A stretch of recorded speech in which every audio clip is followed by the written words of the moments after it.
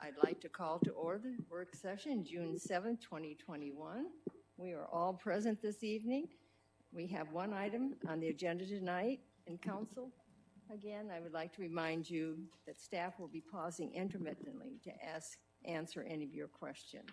The first item is a review of the Estrella Falls market study. Our city manager, Julie Cairns. Thank you. Good evening, Mayor and Council. I don't think I can control. Can you? The PowerPoint.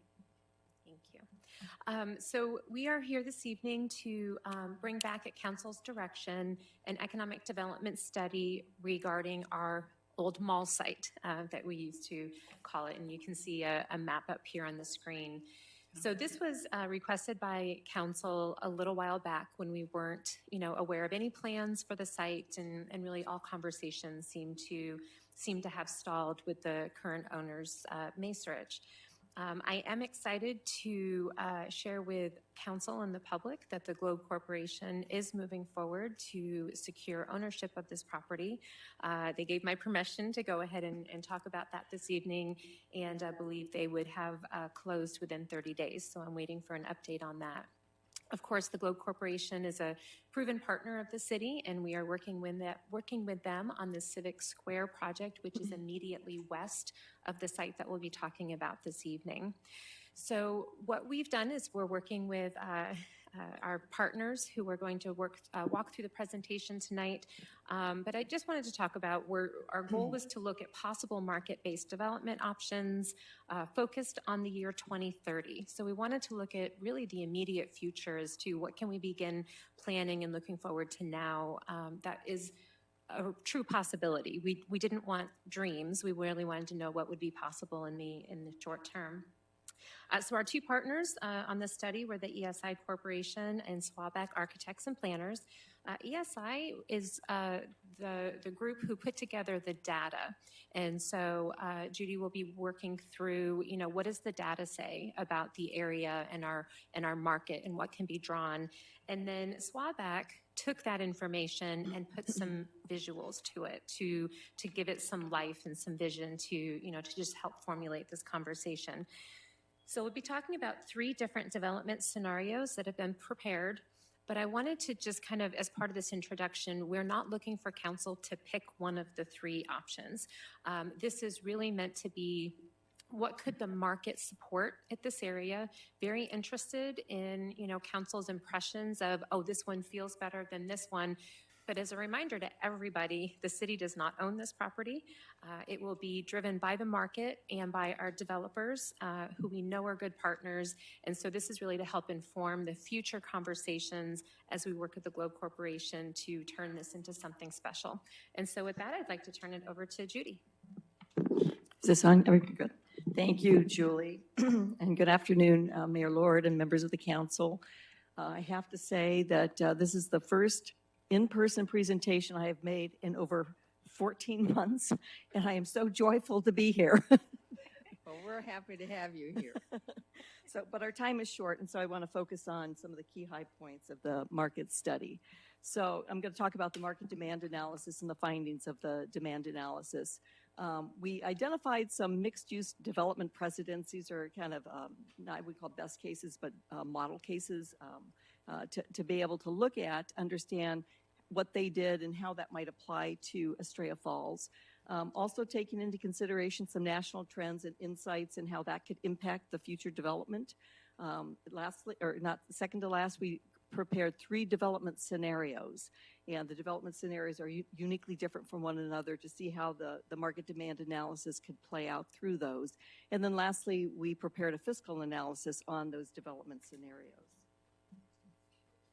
So the market demand approach is fairly common. It's just very straightforward. As Julie mentioned, we focused exclusively on retail and office demand. Geographic trade areas were identified for each of these 2 asset classes. We used a variety of data sources, everything from MAG projections to census data to ESRI data to ICSC ULI data. So there's a number of data sources that are used when you start to prepare the market demand and then create the assumptions that are baked into that demand analysis. So first up is the retail demand that was projected through 2030. And there are a few things that I just want to be able to point out on this particular slide. So when you start thinking about retail demand, it's truly based on household growth, household projections in income and discretionary spending. And so it's important to understand that those are the metrics that are used primarily as you start driving with the market demand in the future. And so you can see here that households, the city of Goodyear represents about 16.5% of total households within this trade area. This is Goodyear, and then this is the defined trade area. The trade area was created by August Partners in 2020. It was a project that you all had worked on. And what they did was they identified the 21 zip codes that represented the greatest potential for spending within the city of Goodyear. So we focused on those 21 zip codes and identified that as our trade area. You can see that your average household income is 20% higher than the trade area, so you've got a fairly well-heeled community and discretionary spending to take place. You represent about 28% of total occupied square feet in the trade area in terms of retail occupied square feet.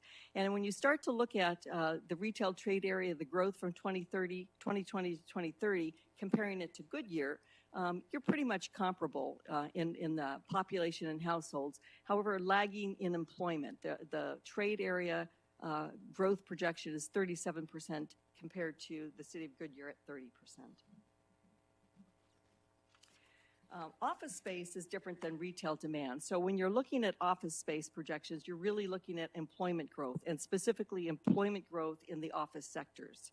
And so you can see that this particular commute shed is significantly different than that of the retail trade area. This is a 30-minute drive time commute shed, and it's based on what MAG considers the drive time for the majority of the people that are here in the metropolitan Phoenix area. It's also based on the drive time that corporate site selectors look at when they're evaluating an area and they want to understand what the workforce is within a particular labor shed. They typically carve out 30 minutes. So we stuck to those two metrics to be able to identify the market demand for office space through 2030. So with respect to some of the data here, Goodyear's employment, when you start looking at employment, represents about 5% of the total employment within this defined trade area. Bear in mind this trade area is fairly large. It includes Peoria, Glendale, parts of I-17 corridor, downtown Phoenix. So it's fairly large. So when you start looking at your percentage of the overall, don't be alarmed that it's 4.6%. And your occupied square footage based on the total occupied square feet in that trade area is about almost 3%. But what's interesting to note is that your population and household growth projections are more than double that of the trade area. And you certainly exceed, this mouse is funny, you certainly exceed the employment projections of the trade area at 31% compared to 20% of employment projections for the trade area. So you've got some good statistics there. So taking that retail demand analysis, by 2030, the residual demand for retail space within that trade area, that 21 zip code area, is 8.6 million square feet.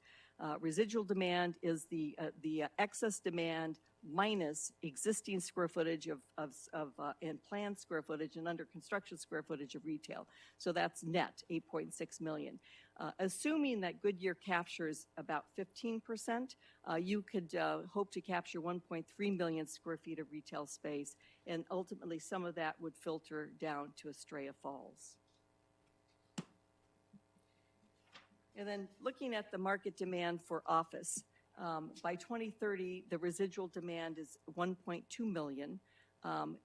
We've upped the capture rate for Goodyear. If you recall, you presently have about 3% of the market, but we increased that for a variety of reasons.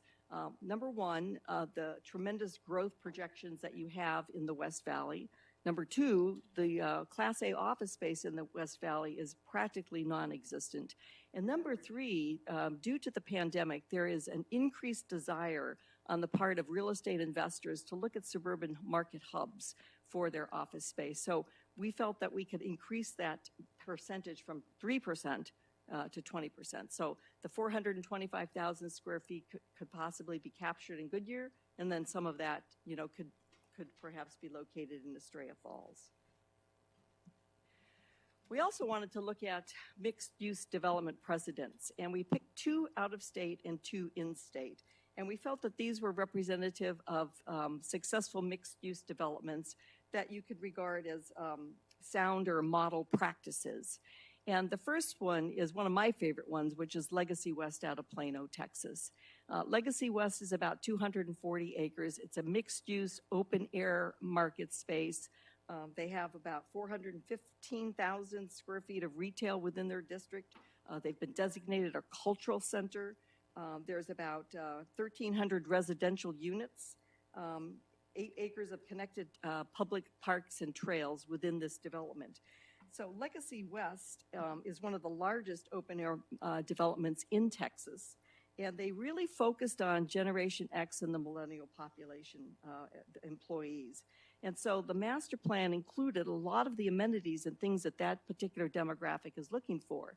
And what we know is that when that demographic wants to locate in a certain area, the employers follow them to that particular area. So that was one of the first. They've got some pretty well-heeled corporate users within that development. They've got FedEx, Toyota's North American headquarters, a regional campus for Liberty Mutual Insurance, and a regional campus for JP Morgan Chase. So they've got a lot of all of the parts and pieces that really make a successful mixed-use development. The second one is Easton Town Center in Columbus, Ohio. This development was started about 20 years ago, so it's the older of the 4 presidents that we have.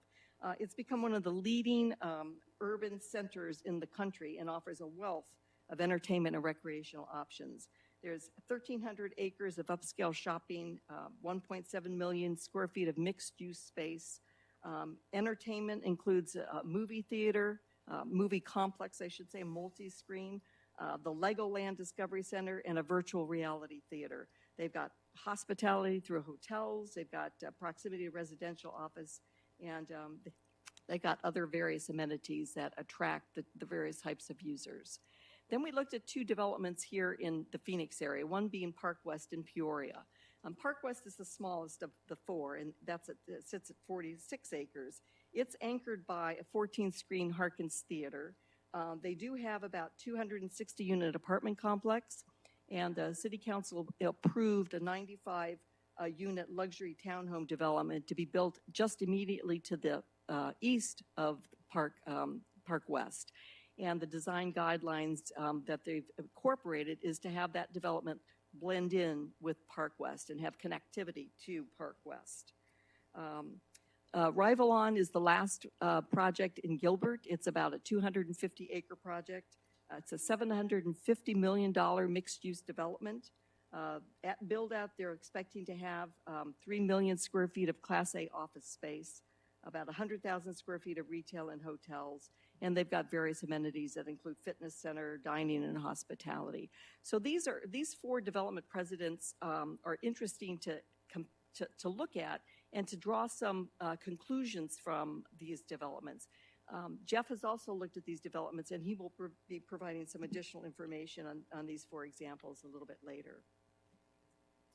So in terms of national trends and insights, looked at pent-up consumer demand, office space utilization, and mixed-use development. And I have to say that that woman in that picture, that pent-up consumer demand is exactly how I felt when I was able to go shopping. Yeah. A lot of revenge spending, I have to tell you. We're ready. Yes, we're very ready. Those shoes are mine. So these are 3 key trends that I wanted to focus on this afternoon. So the retail forecast is really particularly strong. There is so much pent-up consumer demand. Estimates show that there is nearly $2.6 trillion in excess savings beyond the norm in this country. So people can't wait to get out there and start spending that money. There are certain segments that are going to do better than others. That includes high-end restaurants, food halls, grocery stores, entertainment, any experiential concepts that you can't get online are posed to do well. When you start looking at office space utilization, there's just been a lot of discussion amongst pundits within the office industry, including real estate developers, office users, companies that do economic projections. And everybody is basically saying that, office space is not dead. It could be a hybrid model, but there is repopulation of office employment taking place. Since April of 2020, the U.S. has added back 1.9 million office-using jobs. And the job growth is going to lead to that repopulation of office buildings. The U.S. economy is also forecasted to create 2.3 million office-using jobs over the next 2 years. And so you can see that this is an interesting time for office development, but there are opportunities. And they're also saying that when you start looking at employment within office space, it's the millennial population that is suffering the most. They are really struggling because they miss the coaching and they miss the mentoring that they can't get by sitting in their home office. And so there's a really strong demand for that cohort to get back into the office setting. So, you're going to see some of the changes in office, anything from, open areas to hydration stations to healthy foods, creating entertainment activities such as food trucks on site. You're going to start seeing some of that activity permeate the office markets, and you're going to start seeing people repopulate the office space. Last is the mixed-use development, and the COVID pandemic really accelerated the trend in mixed-use real estate development. There's demand for shorter commute times, migration away from major cities to suburban office hubs, and it's attracting real estate investment money. And so, mixed-use developments that are walkable are attracting a talent pool, which in turn attracts businesses that want to locate where that talent is locating.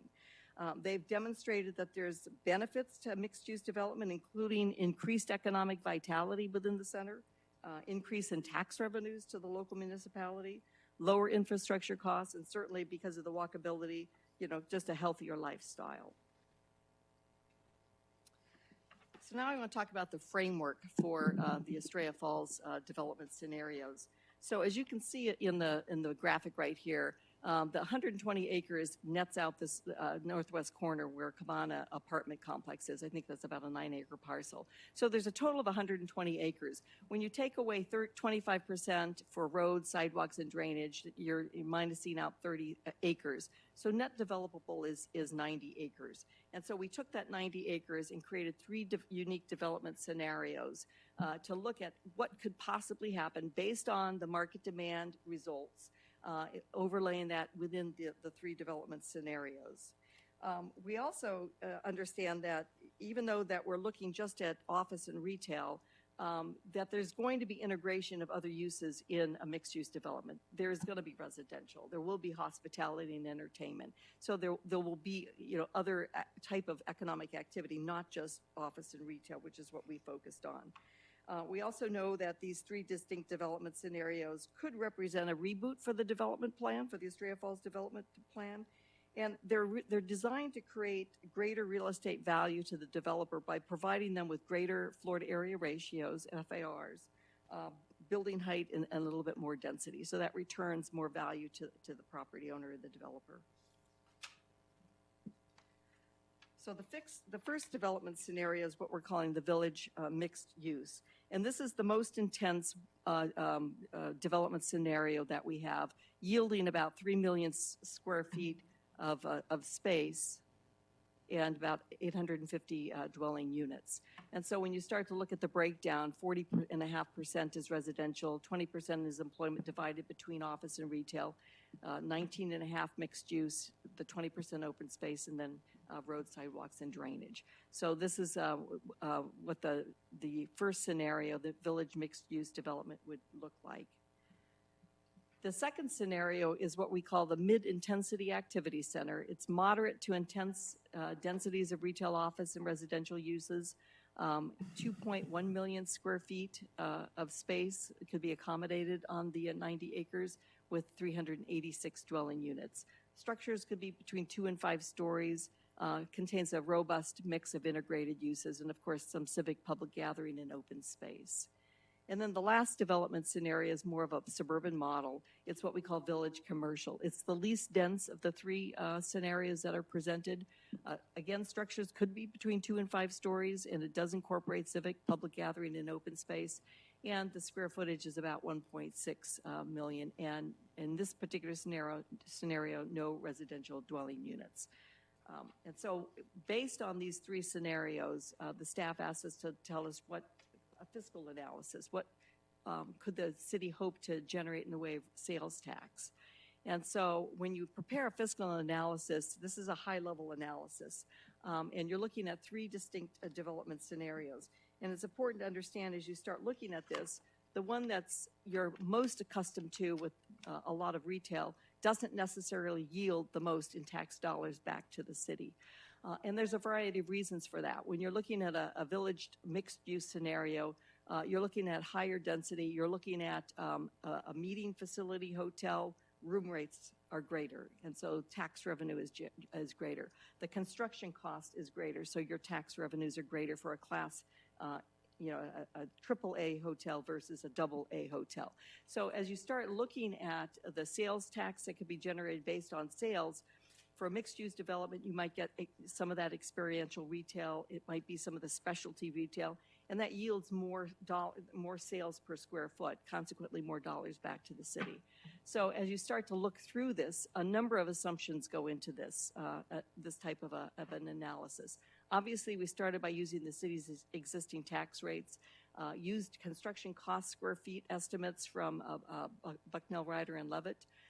Lease rates that are comparable to the West Valley are included in the analysis, along with vacancy rates, and then sales per square foot based on the type of retail and restaurants that would be there, and as well as hotel room rates, which are different for obviously a triple-star hotel versus a double-star hotel, and even versus a hotel that's got meeting room space. So the most revenue that in this analysis is $41.5 million annually, and this is not adjusted for inflation. It's a point in time for 1 year, and that would be for the village mixed use, followed by the mid-intensity activity center at $28.6 million, followed by the village commercial at $26.1 million. I'd like to turn it over to Jeff. He's got the three development scenarios, and he's created some design concepts that provide a vision framework, and he's going to walk through those three concepts as well. Judy, thank you. Mayor Lord, it's always nice to see you. Thank you. Council members, good evening. Good to see everyone tonight. Again, I'm Jeff Denzak. I'm a partner with the firm Swaback. I think most of you are familiar with our firm and our work. As Judy said and Julie alluded to, this has been a collaborative process with your staff, and we appreciate everyone's input. Our firm, quite frankly, had the fun part. We got to take all that data, all that numerical information, and literally create some visions for the property. And as Julie said, by no means do we want you guys to think that these scenarios are solutions. There's lots of different ways to develop this property, but certainly it gives you an idea of the possibilities, which is fantastic.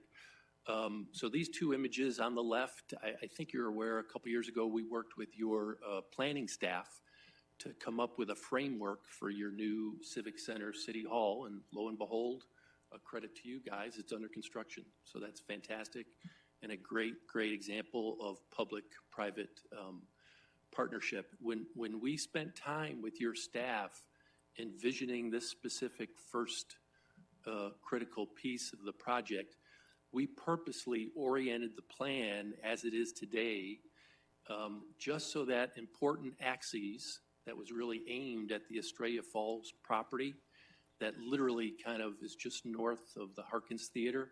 The whole point of that was almost to puncture that additional land to set the stage for really this idea that I know you all have been envisioning for years, the idea of a core destination for the city of Goodyear. So a credit again to you and the staff for pulling that first piece off. And as Judy said, the area on the right is our study area. And as Judy said, we looked at several precedents. The one important thing that I want you to think about in terms of the idea of precedents, what we absolutely did not do and did not want to do is just copy other places. Unfortunately, we see that sometimes in the valley. Somewhere someone takes a project from somewhere else and they just kind of plop it down, and oftentimes it doesn't work. not appropriate. It's not contextual. But one of the things that we wanted to do with all 4 of these precedents, even though they're all different, was to study them to understand from a placemaking standpoint, from a design standpoint, from the idea of a destination standpoint, what were the things that they did really, really well? What worked, and also what didn't work? And from that, what we came up with were 11 key ingredients, okay? And again, this is one of the major takeaways, and Julie touched on it, is by no means are we suggesting that we've solved the design with the 3 scenarios, but in each one of those scenarios, they all include these key ingredients, okay? And I know today it's going to be a quick summary discussion, and I think you also received our more detailed packet of information. So really, within that information, all those different components and ingredients, that's what's necessary to come up with a solution that not only meets the developer's needs, but also meets your desires for the city. So just quickly, right-sizing blocks, again, within Judy's scenarios. If it's more urban in nature, those blocks should be small. We talk about compact development, walkable.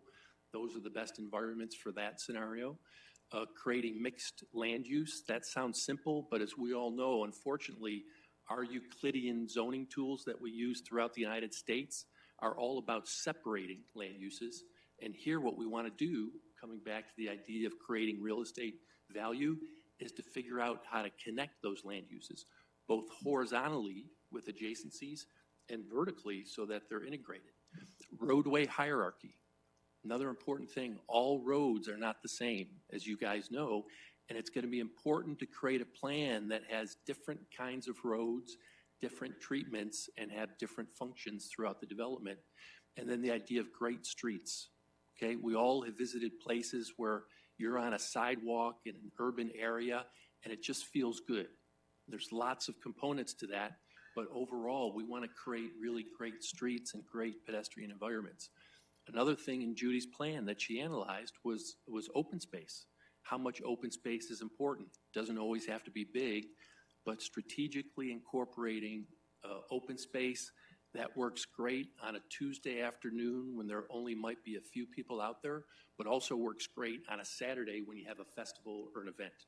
So open space is a key. Convenient walkability, pedestrian linkage. You know, we oftentimes focus on the idea of sidewalks next to streets, but the sidewalks and the connections that go from parking lots to get to those great streets, that go from parking lots to buildings, the spaces between buildings that we refer to as alleys can be wonderful opportunities for great outdoor pedestrian environments. Convenient parking is always going to be important, either as just surface parking or vertical parking structures. Easy access to the site. What we don't want to do is a typical suburban model where we have a big arterial road that would bisect the property. What we want to do is create easy access at multiple locations, and then great architecture. And great architecture doesn't mean it has to be expensive, doesn't have to be lavish, but it just wants to be done well. Scale and proportion and rhythm and color, shade and shadow, so many things that can tie to the notion of great architecture. And then body heat, and that's a term that we use in our business, and we're fortunate to do mixed-use developments all over the country. From our perspective, having a certain amount of key residential development is wonderful, okay? But in this case, what we don't want it to be is low-density, suburban, single-family, or garden apartments. Again, working with Judy, looking at the right kinds of higher density housing that can add to the overall environment. So again, I think you've seen these 3 different scenarios, and again, we don't want you to fall in love with any of them. Even though we love them all, we can't decide which is best. But again, all those key ingredients work within each 3 of these scenarios, and as Judy said, scenario 1 to the left, that's the highest density intensity, 3 million square feet. Okay, wow. What an opportunity to create the idea of a core, of a city core. And then on the opposite end, on the far right, is the least dense, the village commercial, but also could work wonderful. And then one of the things that we do, and you have included in your package, is really extensive series of illustrations to help visualize. The kind of blue-purple represents your new city hall and new library. The red represents Harkins Theater. You can see that extension of the axes that runs east-west. We imagine that could be a wonderful boulevard and have great connections to the different uses. Wouldn't it be great if that terminated on the far east side with a resort hotel? One end your city hall, the other end a resort hotel. And then in this case, we've got a north-south spine road that connects all these different parcels. And back to what Judy said, it's about creating great addresses and great real estate value for each one of these scenarios. So in this scenario, to the north is more of the residential core, not low density, not ultra high density, but the idea that you could have 3-story townhomes that could work really well. You could also have condominiums or multifamily that could have wrapped parking structures where the units are wrapped on all sides. There's examples throughout the valley. We've worked on a number of these similar projects. And again, it creates great environments for everyone to use. And then in this case, we've got most of the mixed use and office on the south of that main boulevard, all integrated carefully with kind of critical open space that we think creates a great opportunity for development. In scenario 2, a little bit different. In this case, we created this idea of a green belt within the setting that would kind of wrap the more higher density core that would be around the theater, okay? And then we pulled in the idea of a resort hotel, not that that's a mandate or fixed, but it would be a cool idea. And we brought that resort hotel right into the green belt for a great setting. Then outside of that green belt, and you can see here, it really reverts to a more suburban setting. Now the blocks are bigger, they're a little bit more irregular, but they could accommodate lots and lots of different kinds of mixed-use development. And then finally, the village commercial scenario, which would be the least intense and dense. And you can just visually see from these examples, one of the results in this case is that you would have more surface parking, okay? And if we have more surface parking, that probably means we have less open space. And that's okay, it's not right or wrong, but in terms of how the plan could evolve, these are the things that you all can think about. But with all of these scenarios, if we think about those key ingredients and you use that as a tool, as you continue to collaborate with the private sector moving ahead, you can have great success. And then just finally, as I'm running out of time, I think one of the most important things is not to be afraid of creating just a crystallized, strong vision for the property in a collaborative way.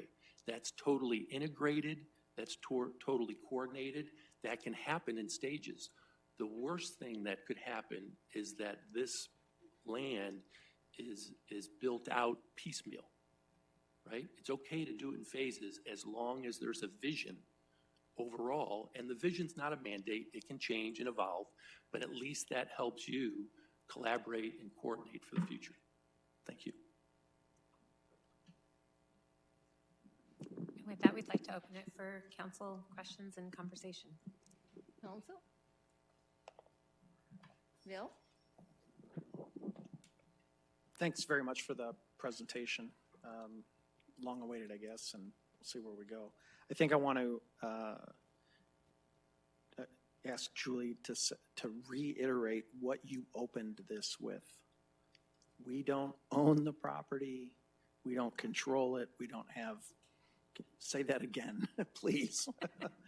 Well, it's a question I often get when I'm out in the community or doing speaking engagements. And, you know, our community was invested in this being a mall site. And we, you know, I think most of us appreciate that Arrowhead Mall is not going to be dropped and built in this location. So then the question becomes, what is it? And mixed use, I think, is the answer. But what is mixed use is really what we're starting to try to define. What is mixed use on this site? But to repeat it maybe a third or fourth time, Goodyear does not own this property. It is owned by private developers. We're excited that we're going to, it appear, have the opportunity to work with a proven partner of a developer in the Globe Corporation, which is very exciting.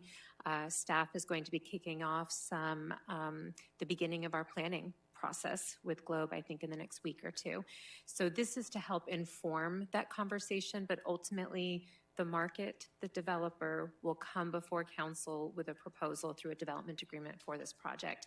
We're hoping that this advanced work done by the city and the input from council will help to establish the vision. Do we want to see a lot of residential? Do we want to see no residential? Those are the types of conversations I think that would help the developer understand what our vision is. Well, and I think the reason that I wanted that reiterated, and hopefully we all continue to say it over and over again in the community, is everybody thinks we get to dictate what goes there.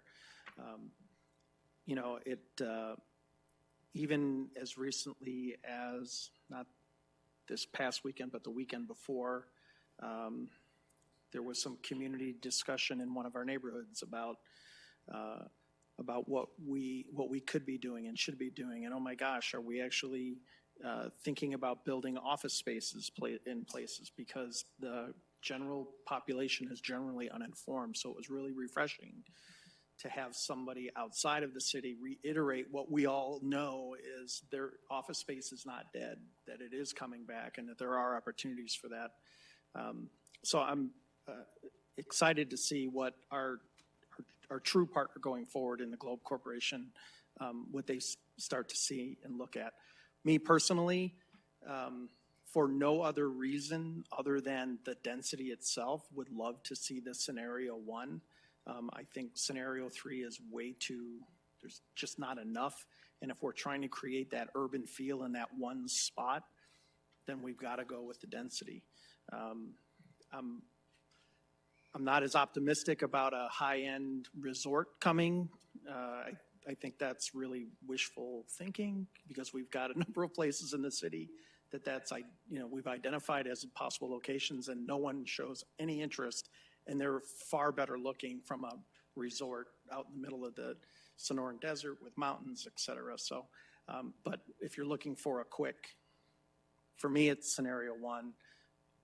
I would even agree to a scenario 2 possibility, but not at all this scenario 3. It's just way too, I mean, I appreciate the effort, but there's just not enough density there, and there's too much green, there's too much green space, and, that's what we build parks for. We don't throw that on developers' backs, because that's free money for them as we go away. Can I pull this out of that conversation? So, hotels they talk about, and we don't have any place in Goodyear where if we wanted to have a staff a party, or if different organizations. So since he mentioned hotel, I was thinking the only example I can give is at Glendale. Mm-hmm. And we've all been there. And so I'm curious to know what your opinion is, having a hotel like that to be a feature there. So let me hear that, and then I'm going to turn it over to you. Okay? So go ahead. First of all, thank you very much for the presentation and all the information. I actually found it really, that some of the demographic information, I thought it was very fascinating how it was all divided and who shops where. That was just very interesting. As the scenarios go, I agree with the vice mayor. I think that the first one is when we're talking to Globe, our partners, I think that enhances their land the best that they already have, and I think that is probably the best of the 3, that type of thing.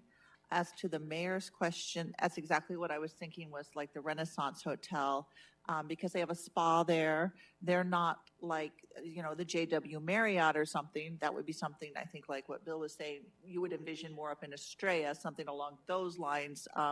But I think a high-end resort with a conference center, I agree, that's exactly what I was thinking. We don't have anything, and that would be an open area.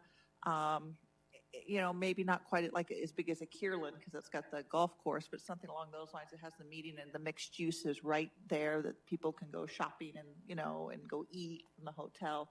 So I look forward. I assume we're sharing this with Globe and everything, and the feedback and everything to help so we can all kind of be on the same page and work together. So thank you very much. I'm a 1. Joe? Yeah, I also like that idea of the hotel. On your scenarios, right now, I'm kind of leaning 2, possibly number 1. But the question I have is when it comes to the density on the residential, I would like to see more of, I liked your idea of the 3-story townhomes ownership. I'd rather see more ownership than just rentals, okay? I think if you get some, and I always, when I drive through, and I hate to always mention when you go over to up there in Verado, and I see some of those lookings on how they built some of those, townhomes and whatever, I could see that fitting in there, you know what I mean, with the high-end hotel, where you have ownership versus, the rental, but it gets you the density. The question I have on the property taxes that you put in there, is that both primary and secondary, or is that just primary? Do you know? That was both primary, secondary. Okay. The only reason why I ask is, the reason why I like it personally separated, because primary you can use for anything. Yes. All right. Secondary does give you more ability to borrow money, but the primary is what can go into the general fund. So, and I always ask economic development that when they do their presentations, if they just separate that out, so I know what can be used for everything and what brings on our additional debt. But I like the vision. I like what you have there. Like I say, for a resident, I would love to see those fancy, nice-looking townhomes with some high-end not apartments, but the hotel type of thing in there. So 2 or 1. I don't think 3 does us any justice, to be honest with you, even though I appreciate the effort and you putting that in there, as an alternative. But I had 2 or 1. Brandon? Yeah, I also appreciate all the information and the different scenarios as well. So I agree. I'm not a fan of scenario 3. I think I want to make it a lot more use out of that space. I do appreciate all the green space that you have in every scenario and how you're framing it from City Hall to the other end. I like that that concept of having some bookends and everything else flowing in between there. I do like 1 and 2. I guess I'm worried about 1 in the fact that, like I said, I'd rather have some more owner occupied, and I'd rather see them. They'd have to come up together. I'm afraid that's going to be all residential. That the developer is going to see that they can get more residential in there, and they're going to put significantly more residential, and then we're going to lose any retail office opportunities. So, but I think 1 and 2, if we were able to stick to something like that, would be great. I do like the economic development of 1. It definitely drops pretty significantly from 1 to 2, but so I like 1, but it'd have to be done in a way that the residential is done correctly or at the same time as everything else. To the mayor's point, yeah, I think we don't have any convention center type space. I don't know if it's a public-private thing we try to do in the future, if we want to do something like that, or any of that kind of space would be great to be able to host things, host conferences. I mean, even APS, they go to Avondale and they go to the Renaissance. Sure. They pass by Goodyear to go out there. So there's a lot of opportunities, I think, that we're potentially missing. I think it'd be nice to have those type of uses. But I do like the concepts. I think all of them look great. But I think 1 or 2, but leaning towards 1 with maybe less residential, or the residential done right. So, yeah, the timing of it. Thank you. I like the data information. I like to geek out over that, so thank you. Thank you very much. I have a couple of questions. Did you compare the square footage the price per square footage in Goodyear versus other areas, and how did we rate? So I didn't compare Goodyear's price per square foot for construction costs or lease rates. Well, for sale. For sale. No, did not dive into the for sale product and look at what the for sale amount, median sale price is here versus other areas.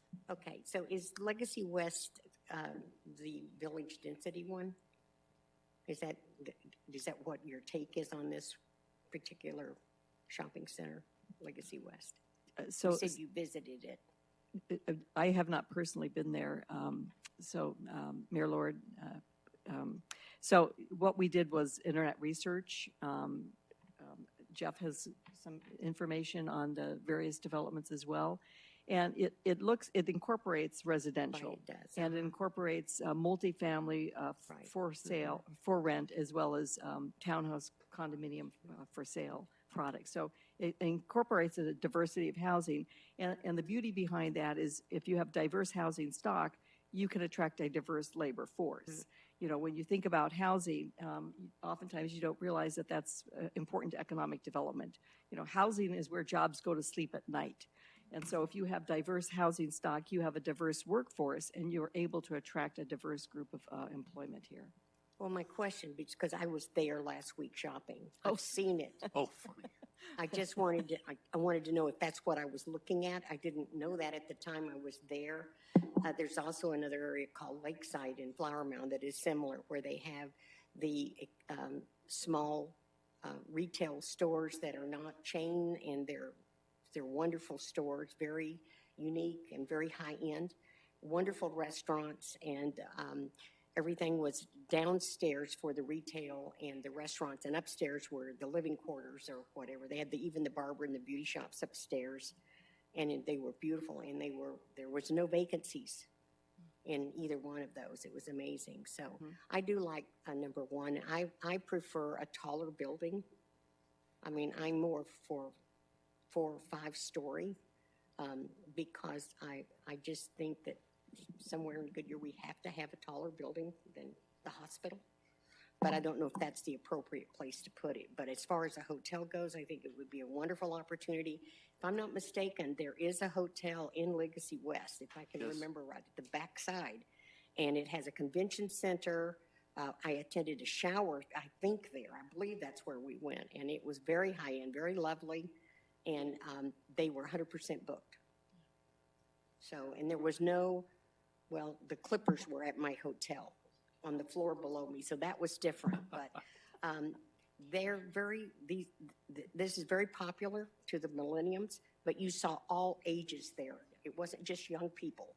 And it was older people, retirees they don't want a large home anymore, but they want to be down where the activity is. They want to be able to walk for restaurants or whatever. So I think this is wonderful. If we can just get a vision like that for how we would like to lay out, and hopefully let the developers know this is kind of what we're looking for, they'll come to us, because I think it would be very, very successful out here. Laura?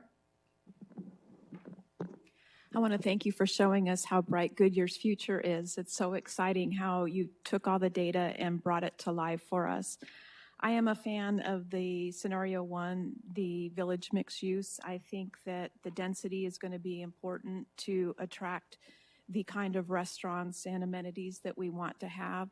I'm a frequent visitor at Park West, and I've noticed over time that their energy level wanes, you know, depending, but with now this some new restaurants, it's made all the difference. And so that's the kind of thing that we need. I agree with Wally. I think we need height. We need, it's going to be a statement place. It's going to be a place to attract people. And I love even the park that just the outline of that park. It's sort of a grand park that you've put there. It's not just oh, we're going to insert. I mean, you can see that that's programmable. It's attractive. And it really anchors Bullard. I mean, that whole section, it's just really going to make a huge difference in Goodyear. So I'm excited. I think you guys have done a great job, and thank all the city staff for the work on this too. Well, thank you. It is a great job. It's a lot of work to decide. I'm kind of more interested in making areas in the construction where, surprise, you walk in an alley and you have a surprise. It might be a waterfall fountain next to a building and some flowers or something like that. So to make it interesting.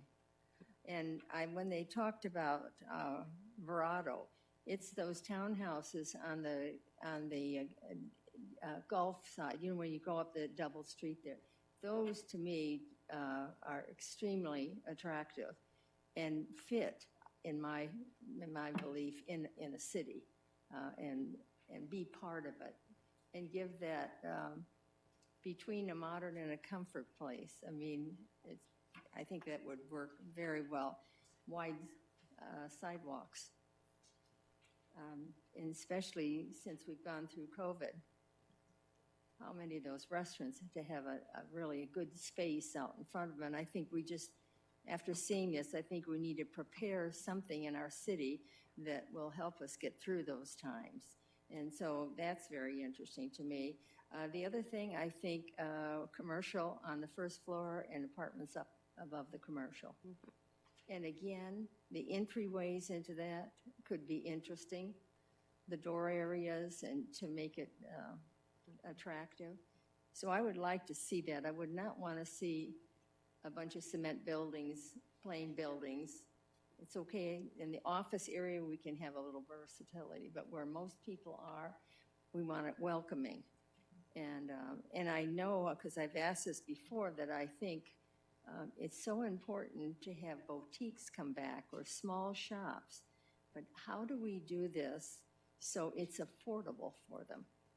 And I think that to be able to walk down the street and have several very attractive, different types of small stores, besides the big ones, because the big ones aren't that successful either. So I'd like a combination of that. Okay, now somebody told me we're near the time that we have to end this. Julie, do you have anything else to say? Just, I love Laura's comment that, of course, to see the future of Goodyear. I mean, this is a beautiful location